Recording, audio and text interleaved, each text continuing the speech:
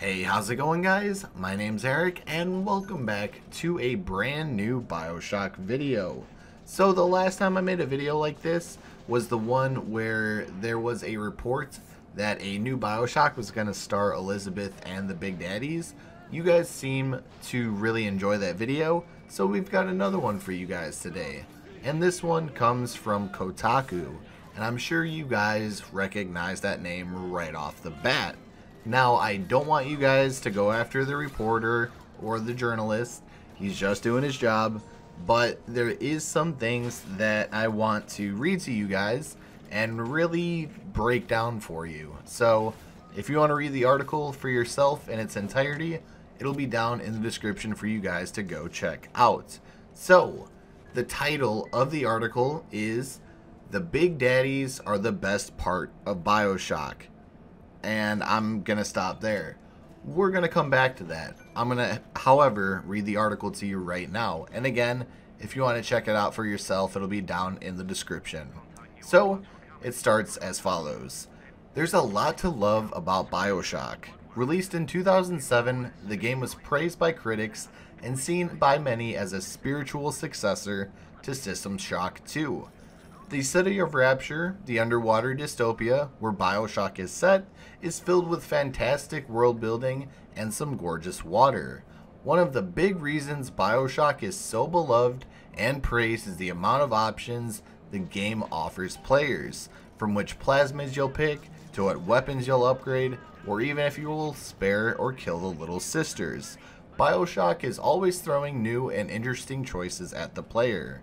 My favorite example of a choice in Bioshock has also become one of the most iconic elements of the franchise, the Big Daddies. These slow-moving hunks of metal and man can be found throughout most of Rapture. Often they are protecting a little sister. Outside of a few moments where the game forces players to confront Big Daddies, Bioshock allows the player to decide how or even if they will take on these massive guardians. At first, players will be fearful of the Big Daddies. Hearing their loud, bass-heavy wail-like moans in the early hours of Bioshock will make you freeze with fear and quickly pull out your best weapon. But Irrational Games didn't make the Big Daddies relentless predators, hunting the player down the moment they got too close.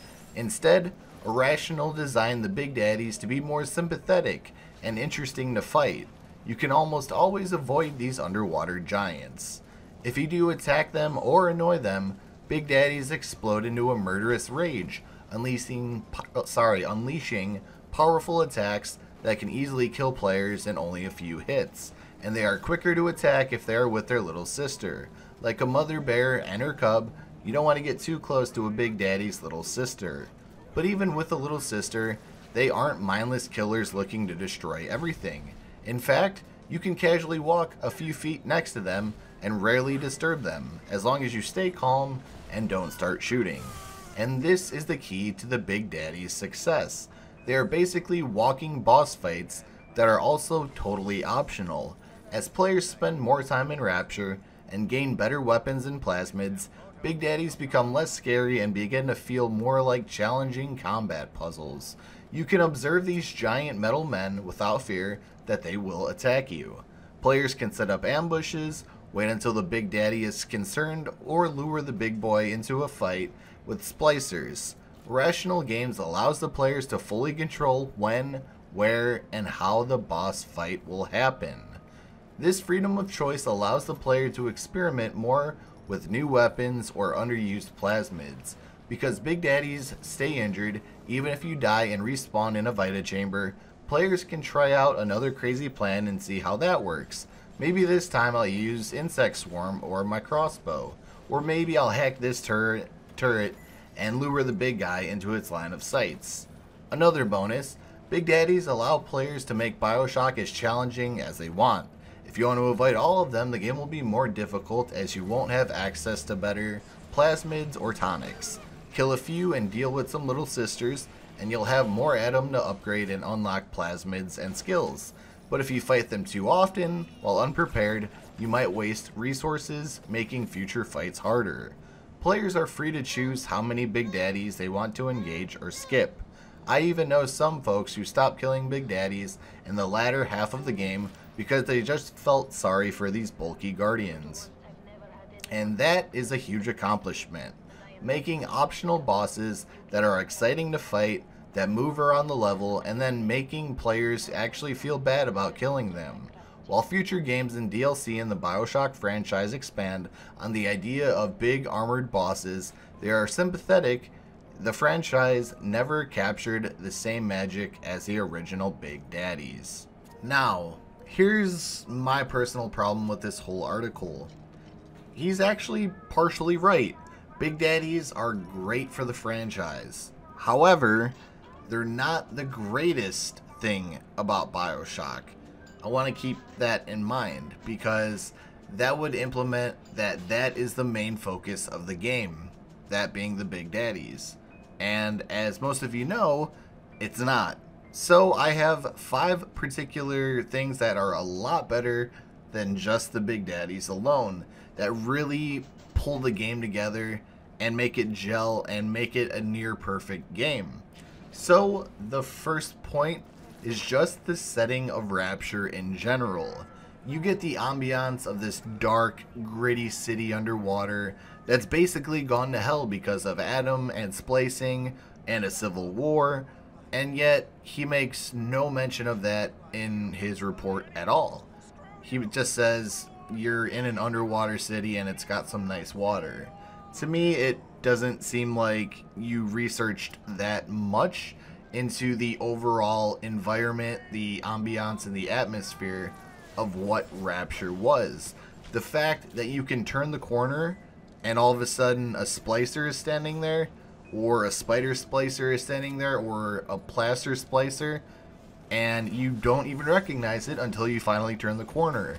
That's terrifying, and that's honestly what I love about it. Point number 2, the introduction of Plasmids and Tonics. So in the first game, we are obviously experienced and exposed to everything in the Bioshock franchise that's really become a staple in the series. You have your Plasmids, you have Eve, and then you have your Tonics. And again, there are so many different Plasmids and Tonics that you can combine to make a different playthrough each time you play through Bioshock. For example, you can use natural camouflage and something like insect swarm. You use the insect swarm, you stand still for about 3 seconds, you turn invisible, and you can let the insect swarm do its work. So the fact that you can combine stuff like that is really good for the series as well. Now, the third point is probably, in my opinion, the most important, and that is the characters.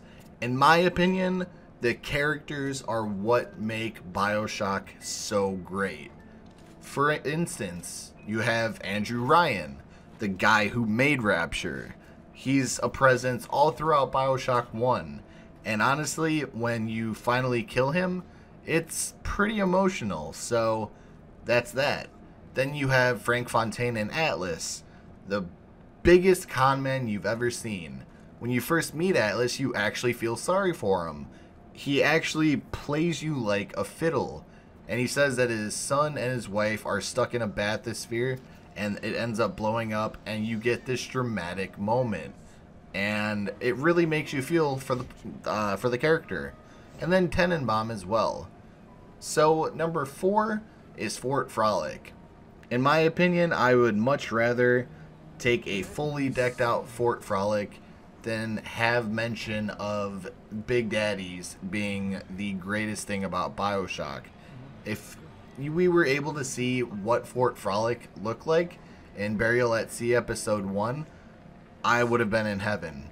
I've always wanted to see what it would have looked like in its heyday, and if we would have gotten that in Burial at Sea Episode 1, then I think that might have taken the spot of my favorite DLC. As most of you know, mine's Minerva's Den. And then finally, the 5th one is the story. This is the second most important thing, because it combines with the characters. So, Bioshock, without a doubt, has one of the best stories I have ever played within a video game. And it literally has everything you would want in a game. It has amazing storytelling. It has in-game storytelling with the audio diaries.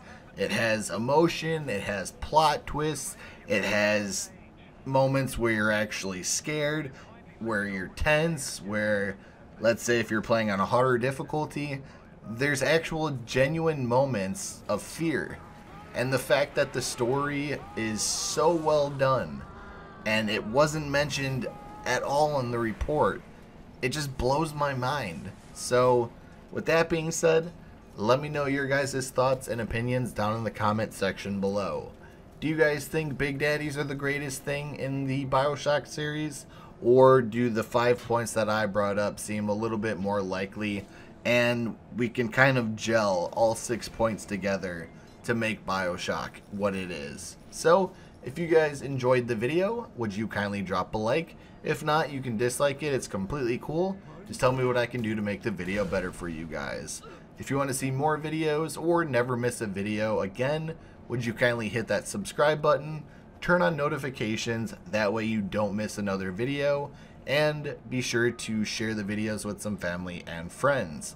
If you want to go check out my second channel or follow me on any of my social medias, the links will be down in the description below for you guys to go follow. So, with that being said, thank you guys for watching, and I will talk to you all in the next video. Take care.